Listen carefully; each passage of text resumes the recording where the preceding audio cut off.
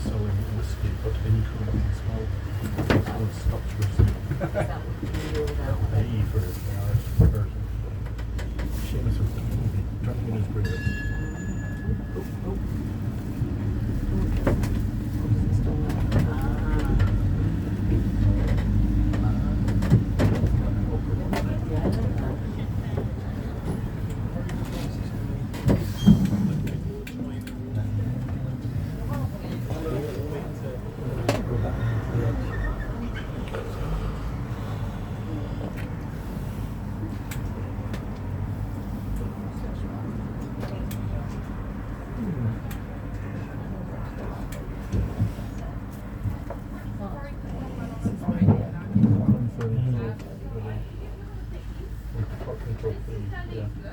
12 o'clock Park Torquay. What's that? On the right hand side, the Park Torquay.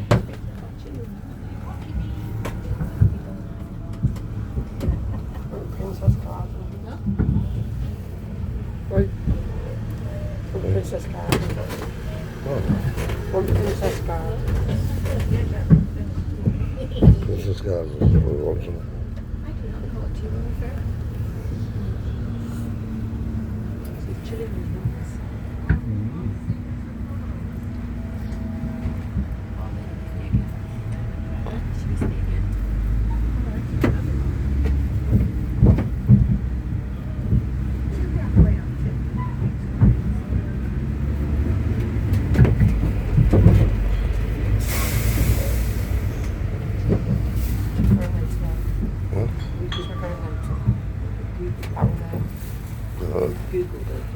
Libraries is. That would just be 2 hour road trip. Yeah, yeah. 2 hour road trip, or you want an hour and get off moving around. Seems more worthwhile. It takes the same amount by sea, whatever you do. Yeah, go to Brixton and look around and come back. And then if we didn't want to come back, I would go and finish it by the bus. Or we did. Sorry? Or we did it.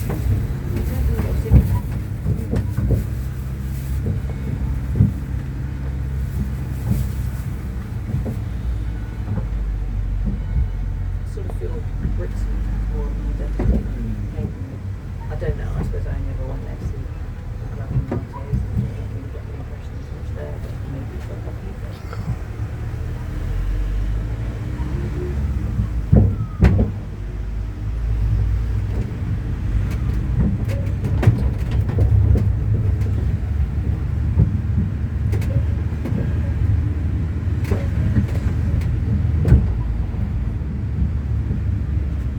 Just up Park Lane on the right is the oldest pub in Torquay, the Hole in the Wall, built in the 16th century when Torquay only had 600 inhabitants.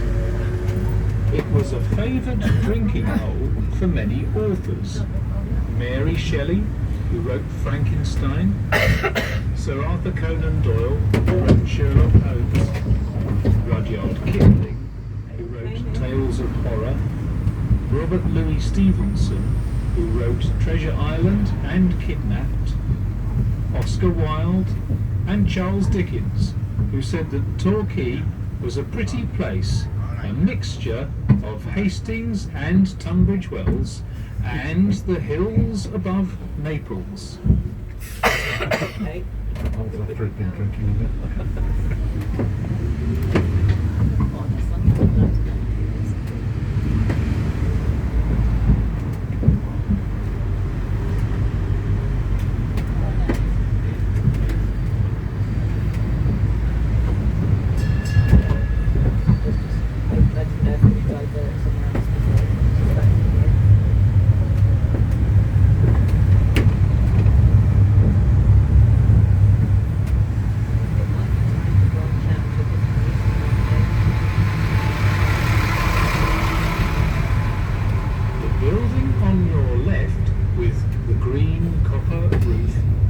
Pavilion. The building, built on land, partly reclaimed from the sea. The enamelled stoneware is used to make the pavilion appear like a white palace. The central dome is topped by a real-size figure. It's not like The pavilion had its own orchestra, 25 players. it's not like a real one. It was after one of those concerts that Agatha Christie became engaged to her first husband, Archie. In the 1960s, it was turned into an ice rink. Cheers. You're right there, don't stop. Yeah, it's not that. Well, what?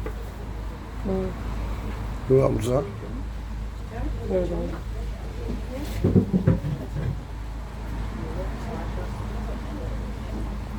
I don't know. It's getting refurbed, so Huh? it's shut for winter, so that's gone for the autumn. Yeah, but this ends in October. So, I thought you said it's too short. Do you finish in October? Ferries. Yeah. Ferries stop in October.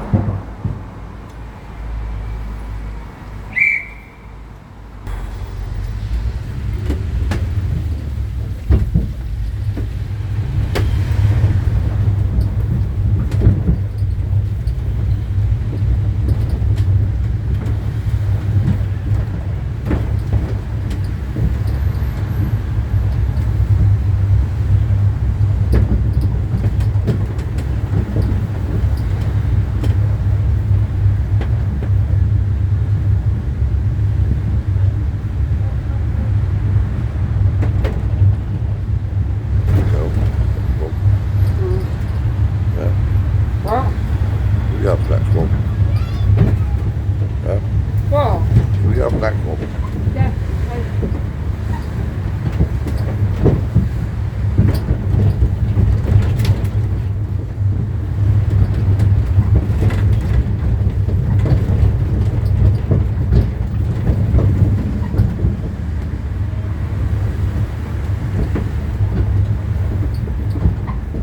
The grey stone building on your right was the old toll house. The charge for a three-wheel trap to come into Torquay was sixpence in old money, which is now 2.5p. If they had four wheels, the charge was 1 shilling or 5p. The new building next door was built in 2015. The two penthouses sold for £1 million each. The two-bedroom apartments went for £750,000, and the one-bedroom apartments went for £460,000.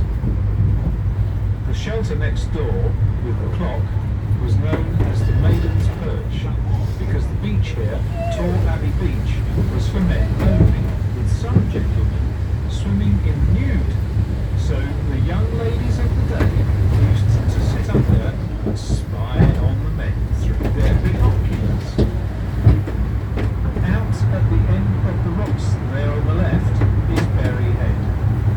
That is where Reverend Light, vicar of All Saints Church in Brixton, sat on the rocks, and as the sun went down, wrote probably the most famous hymn of all time, Abide With Me. He died shortly afterwards from consumption in Nice when he was on his way to Rome. Two other famous vicars hail from Devon. Just over the hill at Dartmouth, the Reverend Jack Russell married into money and much preferred hunting to the church.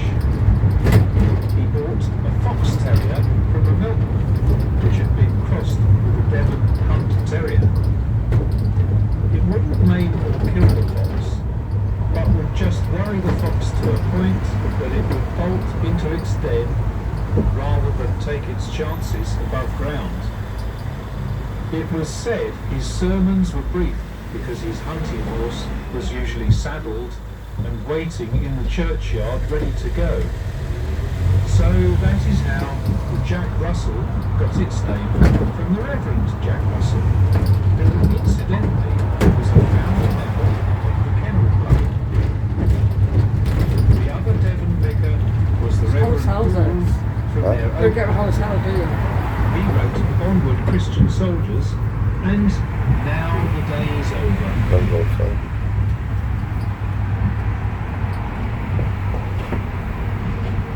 Think around with that on the abbey. Yeah? Think around the abbey. The Grand Hotel is where Agatha Christie spent her honeymoon. She was born here in Torquay. The railway station was designed by Isambard Kingdom Brunel, who was going to retire here. He fell in love with Torquay when he was building the railway from Exeter to Torquay. He bought a large piece of land at Watcombe and hired the services of one of England's top landscape designers. Instead of building the house first, he landscapes the garden. He kept buying land. All the remaining stretch of broad gauge rail ran from Exeter, and it was decided to bring the track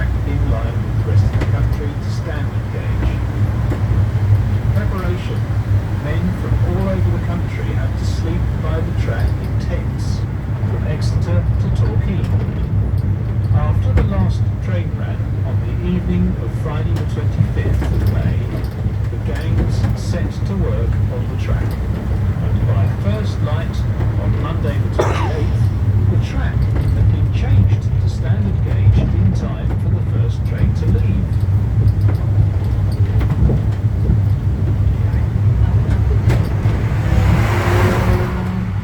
Brilliant. No. Is that? Right. What? Let me get the word for faster then. Still got over here. I'll be there in a minute.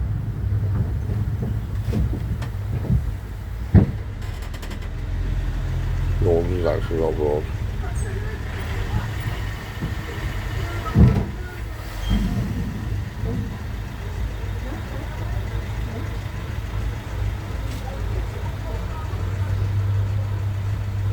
Not looking like that.